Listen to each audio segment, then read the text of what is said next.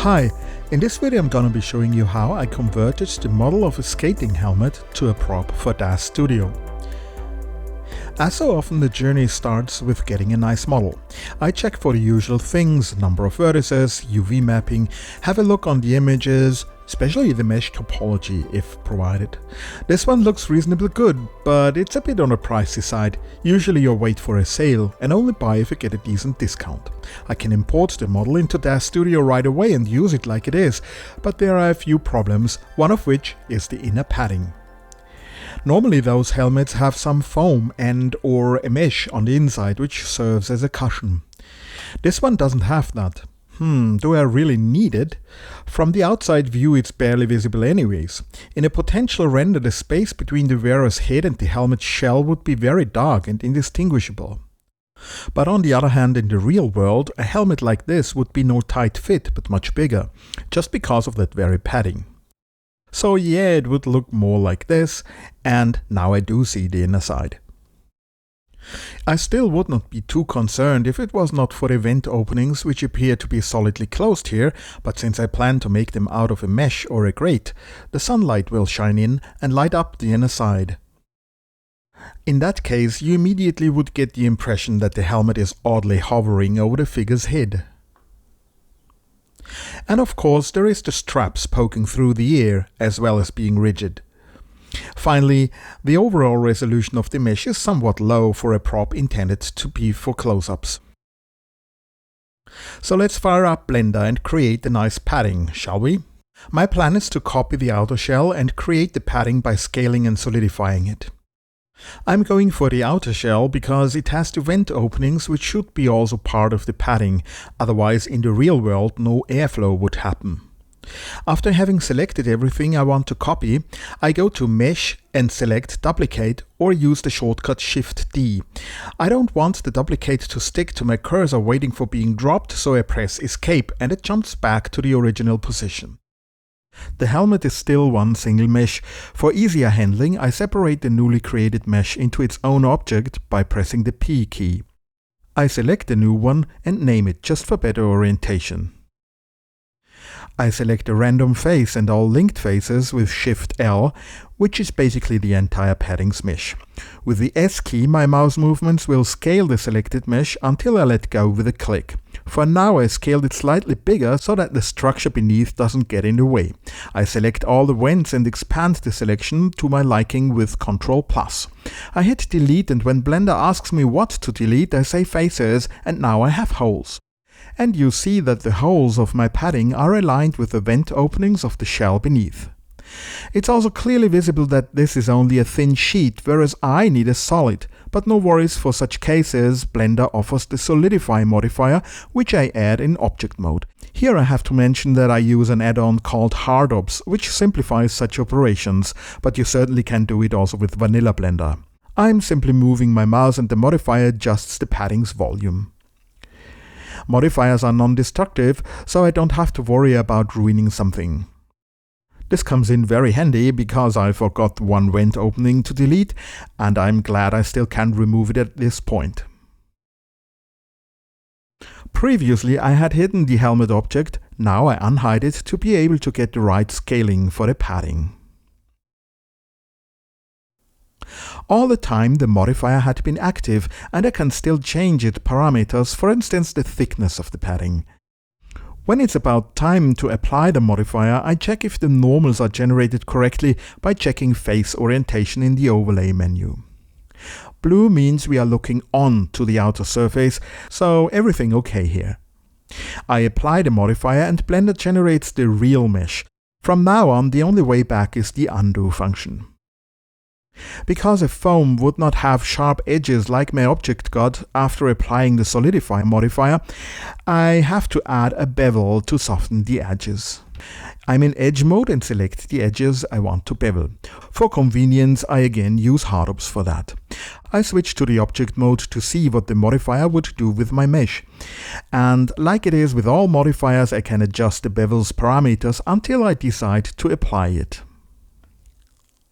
It's always a good idea to closely inspect what the bevel modifier would do. Here you see that the resulting geometry would overlap and create all sorts of crap I want to avoid. In this case, I decide to move a different edge loop to make more room for the bevel. Whatever I have selected, with G I can move it, and with X, Y or Z I can restrict the movements to an axis. Also, I noticed that sometimes the bevel modifier bevels some edges it shouldn't. You see the crap that's going on if the outer bevel comes close to the inner? Maybe there is an official way to deal with this, but I simply set up the bevels in a way that they don't touch each other. With complicated shapes like this padding, automated function often cause troubles. Cleaning up the mesh manually is very tedious and annoying. Deleting faces, drawing new edges, connecting them to new faces. At least this way I learn Blender's basic functions for mesh editing. Once everything is done, I make sure the padding fits the shell. And then I care for the UV mapping. With copying from the shell's mesh, I also copied the UV mapping, but because the mesh got solidified, new geometry has been created which is not unwrapped yet. If I apply a checkerboard grid, you can see it. Watch the rim. Before I can unwrap again, I must define seams because the mesh describes a closed shape. And yes, I have to do this with every single punch through. After hitting unwrap, which I forgot to screen capture, I get this mapping. It's not perfect but good enough for me. Important is the inner side, not the outer one, which you can't see anyways. The shell's vent openings would be useless if the shell's mesh remains closed, so I remove the inner faces. I only must guarantee that there is a bit of a rim left, because the inner padding will also leave a tiny gap, which could be visible. You also may notice that I added a subdivision modifier to the remaining mesh, which results in a much higher resolution and therefore a smoother appearance in my renderings. And with that, I leave Blender and see what I can do in DAZ Studio. In DAZ Studio, I import the OBJ file I previously saved in Blender. I covered the import process in another video, so no need to repeat it here.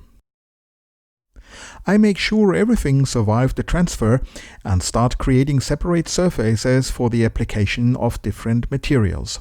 Splitting an object's geometry into different surfaces I also talked about lengthily in other videos, so I can go over it very quickly. All the assignment of faces to a surface gets done in the geometry editor. There I simply select the faces I want to be a certain surface and assign it to an existing one or create a new surface. I can do all of this either via the Viewport's context menu or in the Tool Settings pane. Whenever I got a surface done, I hide it until nothing's left, that way I don't miss anything. In the next step I want to adjust the helmet prop to a figure's head. Will it fit? I chose this character because he has a very slim face with a pointed jaw and chin area. So let's lift the helmet to his head. And we see that, besides the fact his fluffy hair is sticking out all around, the strap doesn't fit at all. The hair is in the way, so I hide it. And I switch to wireframe mode so that I can see the head's shape inside the helmet. It's a bit hard to see, but this is the inner side of the padding. It should line up with the head fairly tight. Also, the helmet seems to be a bit too long, so I scale it along the Z-axis. When you're watching me making the helmet shape match the head shape, you might ask, why not convert the prop to a conformal clothing asset? Glad you ask. I'll show you why. DAZ Studio offers a function for converting pretty much any object to a conforming asset. By doing so, it creates a rigging derived and linked to the figure it is attached to, so that it can follow all the figure's morphs. As soon as Studio finished the conversion, the helmet snugs to the figure's head, and from then on it always follows the head shape. You see, the whole thing about DAZ Studio is that you can purchase morph sets or even make your own ones and combine those with each other to create individual shapes of figures. In my example, I have a slider for the cranium height, which affects the figure's head shape. And of course, the helmet follows that shape if it was converted to a conformal clothing. But in case of a helmet which is hopefully rigid, I don't want a dent in the front just because my figure has a flat forehead. Therefore, I decide against the conversion. Nevertheless, it would be cool if the straps would be more adaptive to the head shape, because in the real world those are not rigid. There are several ways I can deal with it. I could rig the strap like I did with this helmet, but this is somewhat laborious and complicates the prop, which then has to be converted to a figure. I could create the Snug-Fit in Blender and save it out as alternative OBJ file like I tend to do for making the shaft of shoes adaptive. DAZ Studio has a function called Morph Loader Pro which creates a morph, aka a slider, based on that alternative OBJ. There is a third option, and that is using DeFormers. But what are DeFormers? Glad you ask, I'll show you. Let's create a cube by clicking Edit, New Primitive. Make sure it's a cube, let it be 1 meter, and have some subdivisions so that there is enough geometry to work on. Give it a darker color because we will have overlays we can't see well if it's too bright. However, we start in the wireframe mode. Note that I have the cube selected in the scene graph. Now I go to Create in the main menu and select New Deformer. Studio comes up with a little dialog where I can set the name for this deformer. I'm happy with its proposal and hit OK. After that I see this weird looking little gizmo in the middle of the cube. I can only see it in the wireframe mode, otherwise the cube's faces would cover it. This can be very confusing and annoying. The gizmo consists of a disc which represents the deformer's origin point, and the upside down mushroom-like structure, yeah, I think it resembles an arrow, is the actual deformer. Both are nodes and also have the properties a 3D node usually has. The deformer got parented under the cube prop and consists of 3 subnodes. There is the deformer base, that's the origin point, and parented to the base is the deformer mushroom thingy that serves as a handle for the deformation. And finally we have the field that defines what vertices will get influenced by how much. If the deformer is selected, each vertex gets a colored dot overlay that tells us how big the influence of the deformer's transformations will be. The field has the shape of a sphere. If you have good eyes and not exactly watching in 360p, you'll notice the orb's faint lines. By selecting the field in the scene graph, I can move it. Watch how the influence also changes. It becomes clear that the influence gets stronger towards the field's center and weaker the further away the vertices are. Because it's a 3D node, I can also scale it. If I were to move it completely outside the cube, I might wonder where it is and why it doesn't work in the end. To demonstrate how the deformer works, I put it to one corner of the cube. Nothing happens so far because no transformations are dialed in. But now I select the deformer node because this is where all the magic happens. If I move its gizmo, the cube's vertices also move according to the field's strength. Same applies not only to linear movements but also to rotations. And rotations often required setting the pivot point, which I can do by moving the base. Using all transformations at once, I can create all sorts of funny looking shapes. However, using the standard field of influence is not the best strategy for my helmet strap. I'm gonna be using something better. You may notice that I brought in the tool settings pane to the main window. I'll need it for the weight map editing tool. Like I did before, I add a deformer. Now, my idea is to have multiple deformers, each manipulating a different section of the strap. Therefore, it's useful to name them correctly. These areas can also overlap, so I named the first one Ear to Chin. DAZ Studio created the default deformer which doesn't fit my needs at all. The field of influence is much too big, and in previous attempts it turned out that it's next to impossible to trim the sphere to only affect the strap. Even if I move and scale the field, there is either something covered I don't want to, or some spots missing. Eventually I delete the field node and follow a different path. If I switch over to the weight map editing tool, with the deformer selected, I can draw an individual map of influence weight just like the field node did that automatically. There's no map there yet, but I can add one by clicking the Add Map button. The helmet changed its shading slightly because it shows the map overlay. Once I hover over the helmet's geometry, the cursor changes to the paintbrush tool and I can paint the map. I can change the brush's geometry and the strength of my strokes. But it's somewhat hard to avoid spreading the paint also to the shell. That's bad because the shell would then deform like the strap while it must stay rigid. It would be very helpful to restrict the painting to only a part of the helmet. I can do that. Remember, after importing I split the surfaces already? In the Geometry Editor tool I can create a selection set from these surfaces. First I select all the surfaces belonging to the strap, and then in the Viewports context menu I select Create Selection from Selected. I name it All Strap. The selection set helps me selecting the whole strap at once when needed without missing anything. Now that I'm done with defining what belongs to the strap, I go back to the weight editor and check Respect Selection. And now it's obvious that I can't paint outside the strap anymore. But this is not enough for me. I find the paintbrush tool way too slow, laggy and hard to reproduce, simply too tedious to use. There is an even better way to get a weight map. Because there is the gradient tool. If you are zoomed in like I am now, it's easy to miss. Here at the figure's origin it is. The red disk marks the maximum weight and the yellow one the minimum. Whatever geometry is in between will be filled with a gradient between the maximum and minimum weight. The two disks are called handles and can be moved by dragging their attached arrows. I move them straight to the face where the strap is. Placing the handles is tricky because there is also a bug making the handle jump when grabbing the arrows, which along a ton of other bugs never got fixed. And it's also annoying that there seems to be no other way placing the gradient than by global translation. I can mitigate the effects of the bug by switching to orthographic mode and place only two axes at once. Then I grab the center without moving the handle into the depth. Once the positioning is done, I open up the Viewports context menu and select Gradient Editing, Apply Gradient. Now the strap, and only the strap, has a gradient and can get influenced by the deformer. But wait, if red is the maximum influence, I would move the part at the ear most and the chin area least. That's not what I want, it must be the other way round. Conveniently, there is a flip gradient button, and even better, I can apply the gradient as often as I want.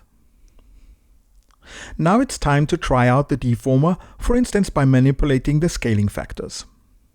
It's good, but it could be better. In order to gain more control over the distribution of the gradient, the tool can have up to 4 handles. The 4 handles form an ease-in, ease-out zone so that I can concentrate the influence more to the chin area without creating a kink near the ears.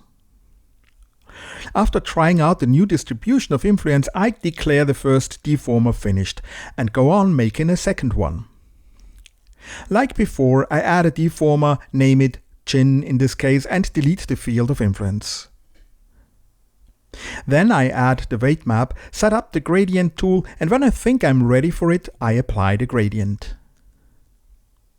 Like mentioned before, I can reapply the gradient if I'm not happy with it. A third deformer handles the area around the ear, because there I must be able to move the strap back and forth without affecting the chin. Finally, I try to give the strap a credible shape around the figure's face by using all 3 deformers. When moving the deformer, I can use the gizmo, but also the slider. Because the slider has a sensitivity, that is, a step width, it can be somewhat fiddly to use it for precision tweaking. In that case, I can set the sensitivity, and I'll do it for all translation sliders. With Alt-Shift-E, or using the Parameter pane's context menu, I got into edit mode for this pane. You notice those little P's. Also in the context menu then I select Set Sensitivity, which opens a dialog allowing me to make the slider more precise. 1/100th will be sufficiently low and make the slider still usable. Because I find the original texture ugly, I decide to create my own. Let's see if I can find a nice skater silhouette. Vecteezy has a ton of vector drawings, many of them free of charge. Finally, I find some cool looking iconic skater poses that might look awesome on the helmet. It would look even more stylish if I put it into one of those diamond-shaped US traffic warning signs. Can't find a suitable empty one, so I downloaded one example and create my own based on that. When it comes to 2D vector design, Affinity Designer is the program of my choice, but certainly Inkscape or even LibreOffice Draw will do the trick if you do not want to spend the money. Or Adobe Illustrator if you want to get ripped off.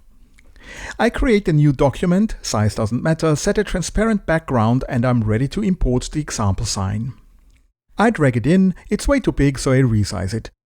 Again, size doesn't matter so much because it's gonna be resized later anyways. I add a rounded rectangle. If I press Shift while dragging the resize handles, it keeps the proportion squared. There is also a handle for the corner radius. I move it over the template until the helper lines tell me it's aligned. Then I rotate it, and if I press Shift, it's only in 15-degree steps. Some more resizing and corner tweaking, and then I set the background to yellow. I duplicate the rounded rectangle shape and set the background transparent. The border color of that duplicate must be black, and the stroke have some width. Resize the shape, tweak the corner radius again, and I have my empty warning sign. Next I import my skater silhouette, resizing and placement in the middle of the sign. Now, the skater image doesn't have a transparent background, but there is a quick and interesting fix. I can open up the layers blend options and manipulate the source layer transparency ranges. By trying to find the right settings, I notice that also the black skater gets affected and slightly transparent as well. So I add a threshold adjustment, which obsoletes the blend options. What the heck? Anyways, it still looks somewhat empty. Let's add some text above and below the figure. On one of the bazillion free font sites, I go for a graffiti type of font. That's what skaters use, don't they? Or at least agencies making a lot of money with the kits. Once I found something useful, I check for a license. No worries with this one in a non-commercial project. But well, lawyers, you never know. After downloading and installing the font to Windows, I write some more or less meaningless text. Skate zone will fit the sign's warning character. A brief check with Google confirms the term not being in prominent use by something else. Finally, I export my sign as PNG. In the export dialog, I make sure it's only the relevant parts by setting area to selection area. Because my sign is actually a sticker on a wild kid's helmet, I want to make it scratched and dirty. Elements like such often get applied as Photoshop brush, and luckily the Affinity suite can read Adobe's ABR format, and even those have licensing terms.